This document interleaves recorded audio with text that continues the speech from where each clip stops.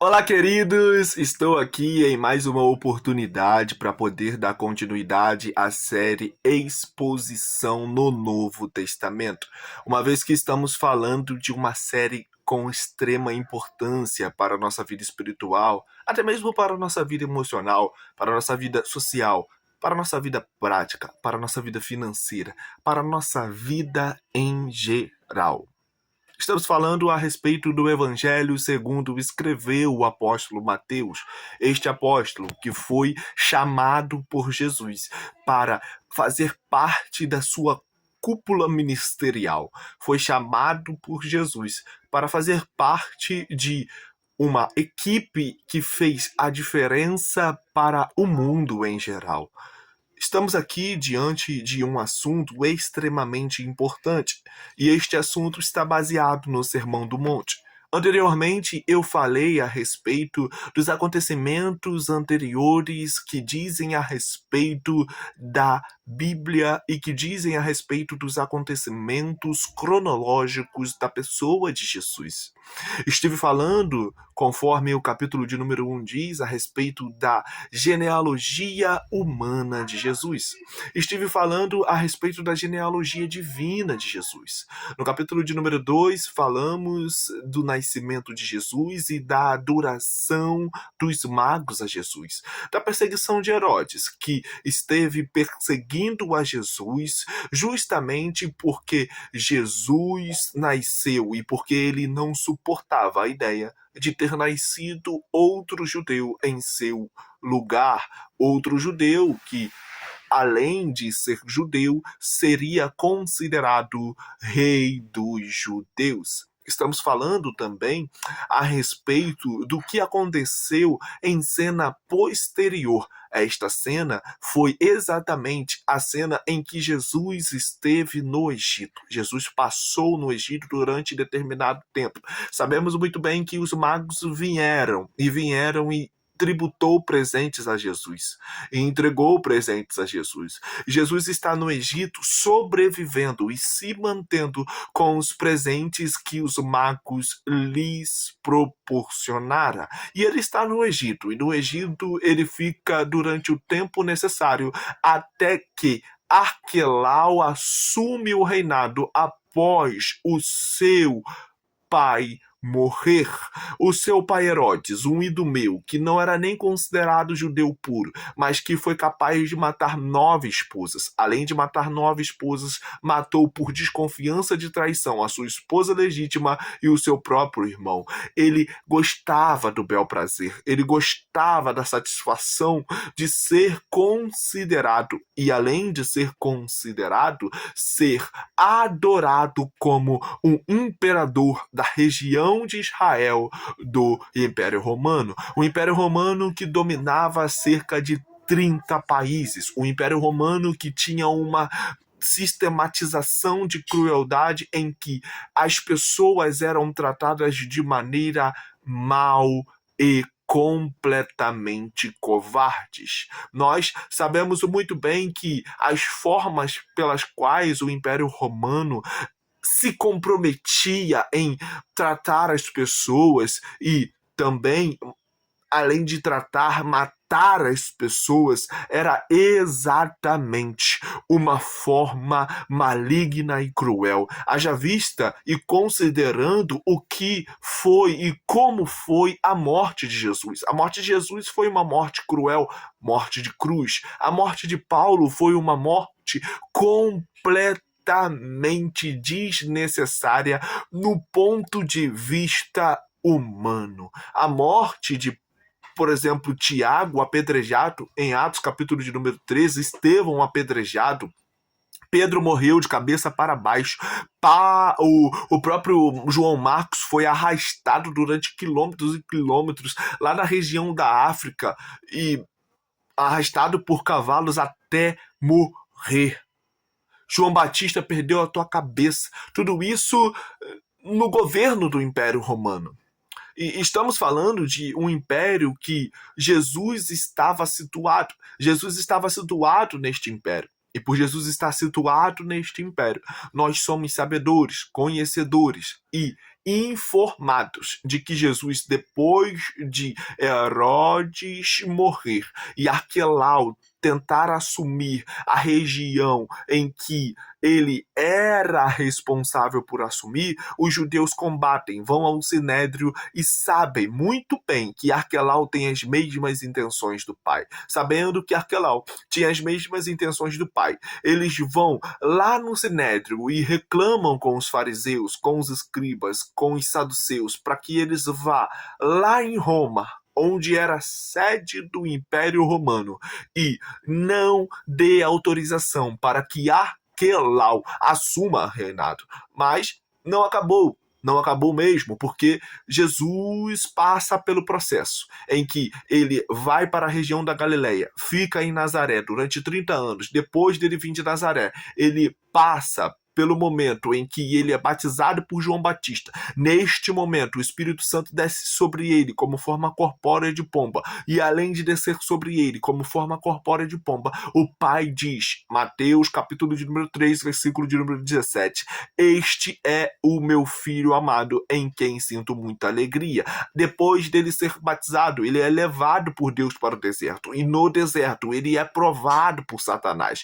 Provado com 3 perguntas que são perguntas completamente persuasivas e intencionais para que Jesus abandone o plano de salvação. E o que eu acho lindo nessas perguntas é que essas perguntas elas são retiradas de textos sem contextos que gera pretextos e dúvidas para aqueles que não conhecem a Bíblia. Mas Jesus conhecia a Taná, que é o Antigo Testamento. Jesus era um leitor cotidiano da Taná, do Antigo Testamento. E porque ele era um leitor cotidiano do Antigo Testamento, nós somos conhecedores, sabedores e informados de que Jesus tinha conhecimento da Taná.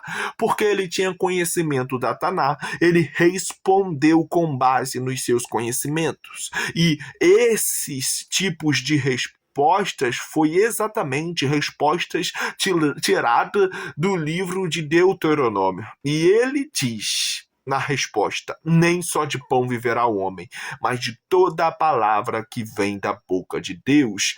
E ele também diz no versículo 7, respondendo a segunda pergunta e intuição de Satanás, também está escrito, não tentarás o Senhor teu Deus. E ele mais uma vez responde no versículo 10, vai-te, Satanás, porque está escrito, ao Senhor teu Deus adorarás e só a ele servirás. E depois disto, Jesus passa pelo momento em que os anjos o alimentam, e depois dos anjos o alimentarem, Jesus inicia o seu ministério.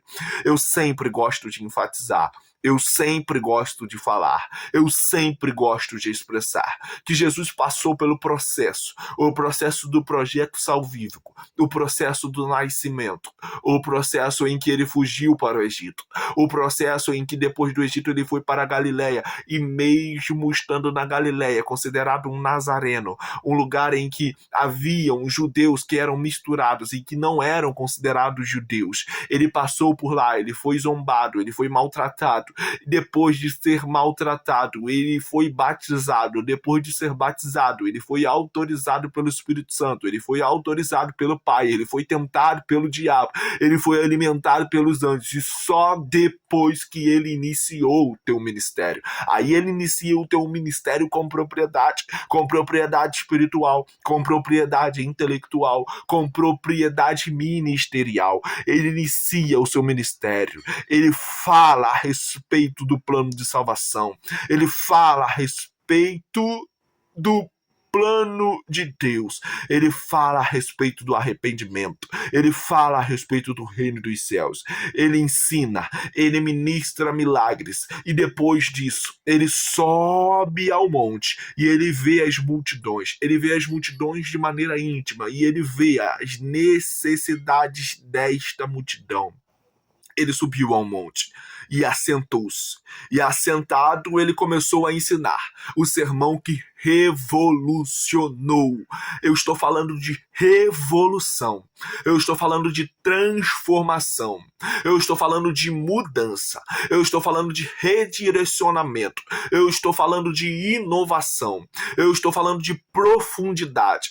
Eu estou falando de esclarecimento da verdade. Ao ponto de, em Mateus, capítulo de número 7, dizer o seguinte: Jesus acabou de pronunciar estas palavras e as multidões estavam atônitas, assustadas com o seu ensino, porque ele as ensinava como quem tinha a autoridade. Ele saiu da tentação do deserto, subiu ao monte para ensinar. E por quê? Os escribas e as multidões ficavam maravilhadas com a palavra de Jesus, com o ensino de Jesus, com a pregação de Jesus, com o esclarecimento de Jesus a respeito da lei. O que fez esse sermão ser reconhecido como o principal sermão da vida cristã. Todas as doutrinas que nós precisamos para uma vida cristã sadia está resumida neste sermão. Sabemos muito bem que tem versículos no Antigo Testamento que são universais. Sabemos muito bem que tem doutrinas que estão localizadas nas doutrinas que, por exemplo, são paulinas, joaninas, pedrinas, mas que são completamente sustentabilizadas com base no que o Sermão da Montanha ensinou. Além disso, estamos falando de um sermão que, além de ser o principal sermão, é um sermão que, na vida cotidiana, causa totais mudanças nas nossas vidas. E agora, depois de ter relembrado tudo isto, eu quero falar a respeito de o tema. E o tema é atitude em relação ao pecado. Atitude em relação ao pecado. Este é o tema do que quero falar. Está baseado em Mateus, capítulo de número 5, versículos de número 4 a 6. Diz assim: Bem-aventurados os que choram, porque serão consolados. Bem-aventurados os humildes, porque herdarão a terra. Bem-aventurados os que têm fome e sede de justiça, porque serão fartos. Estamos falando de atitudes relacionadas ao pecado. E essas atitudes, elas estão alinhadas e elas estão deitadas na nossa vida cotidiana. Porque Jesus está dizendo o seguinte: as pessoas que choram, elas são felizes. E, na verdade, na nossa sociedade, as pessoas que choram são as pessoas que denotam uma emoção de tristeza, uma emoção de preocupação, uma emoção negativa. E, na verdade, Jesus vai totalmente ao oposto. Ele está dizendo, as pessoas que choram, essas pessoas são felizes. O que isso quer dizer? Jesus está dizendo o seguinte: as pessoas que choram quando pecam, as pessoas que choram quando se arrependem, as pessoas que choram de alegria, as pessoas que choram por causa de uma atitude ruim, por causa que ofendeu a Deus e ofendeu ao teu próximo, ou até mesmo se maltratou, essas pessoas são felizes. Por que essas pessoas são felizes? Essas pessoas são felizes porque elas se comprometem com a verdade interior. E quando a verdade interior e a mentira de alguma forma brota no seu interior, as pessoas se preocupam com ter pecado contra Deus e contra o teu próximo, ou até mesmo contra si mesmo. E essas pessoas são felizes, essas pessoas são satisfeitas, porque elas se preocupam com a verdade interior. Não é uma verdade que está limitada à verdade dos escribas e fariseus. Não, é o que a chave do Sermão da Montanha diz: se a vossa justiça não exceder a dos escribas e fariseus, não há sentido de ter justiça própria. A sua justiça deve partir de um interior quebrantado. A sua justiça deve partir de um espírito quebrantado, de uma mente consciente de que pecou, de que errou e de que é necessário haver arrependimento. E o que Jesus está dizendo é: essas pessoas que choram serão consoladas pelo Consolador, Paráclitos, advogado, aquele que caminha do lado. Vem comigo. Versículo de número 5. Bem-aventurados os humildes, porque herdarão a terra. As pessoas que são humildes, as pessoas que são completamente conscientes de que não são melhores do que ninguém, que devem se submeter primeiro a Deus, depois às autoridades, depois às autoridades também eclesiásticas. Essas pessoas que têm humildade e que também entendem que não são melhores do que ninguém, que o pó volta ao pó e o espírito volta a Deus que o deu. Haja vista que aqui há uma colocação para que eu dê uma opinião e um argumento tão necessário para a nossa sociedade. Nós éramos pó deitado. Deus soprou em nós. E nós somos pó em pé. Por que nós somos pó em pé? Porque o proverbista e o sábio Salomão disse: o pó volta ao pó e o espírito volta a Deus que o deu. Somos pó em pé. E se a trombeta não tocar, seremos pó deitados. Voltaremos ao pó. E o espírito volta a Deus que o deu. Entretanto, se o pó voltar ao pó, o pó vai ter que se reestruturar. Porque Paulo disse a respeito do arrebatamento. E ele diz que no arrebatamento nós nos reestruturaremos. E nessa reestruturação nós estaremos prontos para sermos arrebatados. Bem-aventurados não são os soberbos, mas sim os humildes. Além disso, bem-aventurados os que têm fome e sede de justiça, porque serão fartos. Bem-aventurados as pessoas que têm fome e sede de justiça. Bem-aventuradas as pessoas que têm fome e sede da verdade. Bem-aventuradas as pessoas que têm fome e sede da sinceridade, porque serão fartas por Deus, porque serão fartas na sua vida como um todo, vida emocional, vida espiritual, vida financeira. As pessoas que estão comprometidas em fazer a verdade colherão 100 vezes mais, a 30, a 60 e a 100 por um. Haja vista que a Bíblia não volta atrás na sua palavra. Gálatas diz que aquele que semeia na carne colhe morte, mas aquele que semeia no espírito colhe vida. Se plantamos o bem, se plantamos justiça e verdade, colheremos fartura. E fartura da parte de Deus, uma vida abundante. Que Deus abençoe a sua vida, a sua casa e a sua família. Amanhã, certamente, falaremos a respeito de atitude em relação a Deus, baseado em Mateus, capítulo de número 5, dos versículos 7 a 9.